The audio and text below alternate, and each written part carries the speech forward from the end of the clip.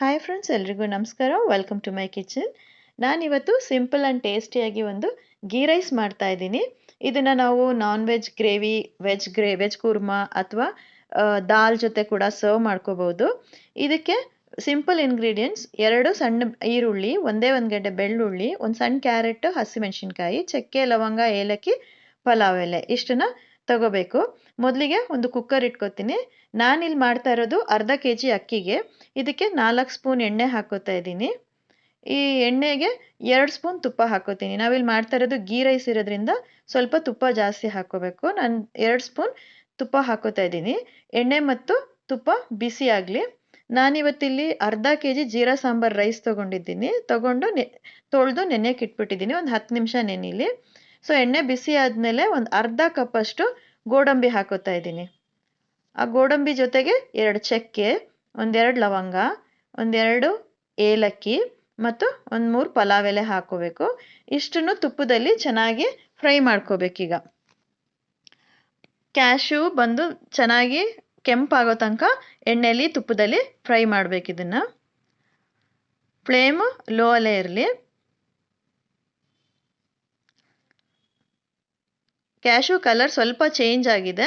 ನಾನೀಗ ಕಟ್ ಮಾಡಿ ಇಟ್ಕೊಂಡಿರೋಂಥ ಈರುಳ್ಳಿ ಹಾಕೋತೀನಿ. ಉದ್ದುದ್ದಕ್ಕೆ ಹೆಚ್ಚಿಟ್ಕೊಂಡಿರೋಂಥ 2 ಮೀಡಿಯಮ್ ಸೈಜ್ ಈರುಳ್ಳಿನ ಆ್ಯಡ್ ಮಾಡ್ಕೋತಾ ಇದ್ದೀನಿ. ಮಾಡಿಕೊಂಡು ಸ್ವಲ್ಪ ಆ ಎಣ್ಣೆ ಮತ್ತು ತುಪ್ಪದಲ್ಲಿ ಫ್ರೈ ಮಾಡೋಣ. ಇದು ಸ್ವಲ್ಪ ಬಣ್ಣ ಬದಲಾದ್ಮೇಲೆ ಒಂದು ಬೆಳ್ಳುಳ್ಳಿನ ನಾನು ಉದ್ದುದ್ದಕ್ಕೆ ಹೆಚ್ಚಿಟ್ಕೊಂಡಿದ್ದೆ. ನೀವು ಬೆಳ್ಳುಳ್ಳಿ ಸ್ವಲ್ಪ ಜಾಸ್ತಿ ಹಾಕೊಂಡ್ರೂ ರುಚಿ ಇರುತ್ತೆ. ಆ ಬೆಳ್ಳುಳ್ಳಿನ ಇದಕ್ಕೆ ಮಿಕ್ಸ್ ಮಾಡ್ತಾ ಇದ್ದೀನಿ. ಈಗ ಮಾಡಿ ಮತ್ತೆ ಎಣ್ಣೆ ಮತ್ತು ತುಪ್ಪದಲ್ಲಿ ಚೆನ್ನಾಗಿ ಫ್ರೈ ಮಾಡ್ಕೋಬೇಕು.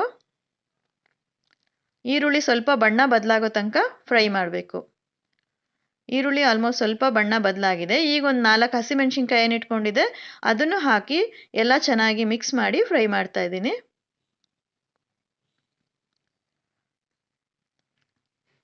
ಈರುಳ್ಳಿ ಸ್ವಲ್ಪ ಕೆಂಪಾಗಿದೆ. ಈಗ ಸಿಂಪಲ್ ಇರುತ್ತೆ, ಬಟ್ ಅಷ್ಟೇ ಟೇಸ್ಟಿಯಾಗಿರುತ್ತೆ ಇದು ಗೀ ರೈಸ್.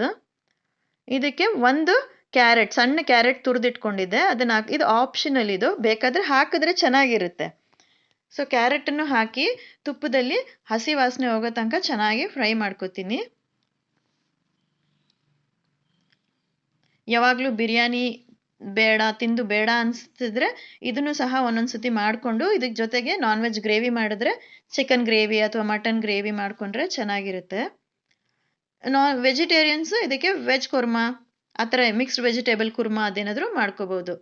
ಇದಕ್ಕೆ ತೊಳೆದಿಟ್ಕೊಂಡಿದ್ದಂಥ ರೈಸ್ ಹಾಕೋತಾ ಇದ್ದೀನಿ. ಜೀರಾ ಸಾಂಬಾರ್ ರೈಸ್ ತೊಳೆದಿಟ್ಕೊಂಡಿದ್ದೆ, ಅದನ್ನು ಹಾಕಿ ಮತ್ತೆ ಇದೇ ತುಪ್ಪ ಮತ್ತು ಸ್ಪೈಸಸ್ ಜೊತೆಲಿ ಚೆನ್ನಾಗಿ ಫ್ರೈ ಮಾಡಬೇಕು ಅಕ್ಕಿನ. ಅದರದ್ದು ಫ್ಲೇವರ್ ಮತ್ತು ಘಮ ರೈಸ್ ಜೊತೆಲಿ ಕೂಡ ಚೆನ್ನಾಗಿ ಹೊಂದ್ಕೊಂಡು ಟೇಸ್ಟ್ ಕೊಡುತ್ತೆ ಇದು ಗೀ ರೈಸಿಗೆ.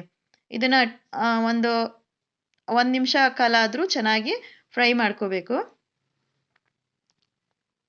ಮೀಡಿಯಂ ಫ್ಲೇಮಲ್ಲೇ ಇಟ್ಕೊಂಡು ಅಕ್ಕಿನ ಚೆನ್ನಾಗಿ ಫ್ರೈ ಮಾಡ್ಕೋಬೇಕು. ಇದಕ್ಕೆ ನಾನು 1 ಕಪ್ ಅಕ್ಕಿಗೆ 1 ಕಪ್ ನೀರು ಮತ್ತು 1 ಕಪ್ ಹಾಲು ಹಾಕ್ಕೋತಾ ಇದ್ದೀನಿ. ಮಾಮೂಲಿ ಹಾಲು ಹಾಕೋಬೇಕು ಇದಕ್ಕೆ. ನಾನು ಅರ್ಧ kg ಅಕ್ಕಿನ ಒಂದು ಬೌಲಲ್ಲಿ ಮೆಷರ್ ಮಾಡ್ಕೊಂಡಿದ್ದೆ. ಅದೇ ಬೌಲಲ್ಲಿ 1 ಬೌಲ್ ನೀರು ಹಾಕೋತೀನಿ, ಇನ್ನೊಂದು ಬೌಲು ಹಾಲು ಹಾಕೋತೀನಿ. ಈಗ ಆಲ್ಮೋಸ್ಟ್ ಫ್ರೈ ಆಗಿದೆ. ಬನ್ನಿ ನೀರು ಆ್ಯಡ್ ಮಾಡ್ಕೊಳ್ಳೋಣ.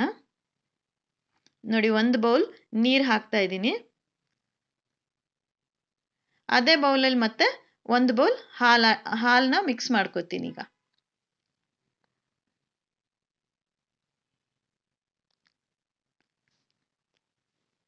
ಎರಡು ಹಾಕಿ ಚೆನ್ನಾಗಿ ಮಿಕ್ಸ್ ಮಾಡ್ಕೋತಾ ಇದ್ದೀನಿ.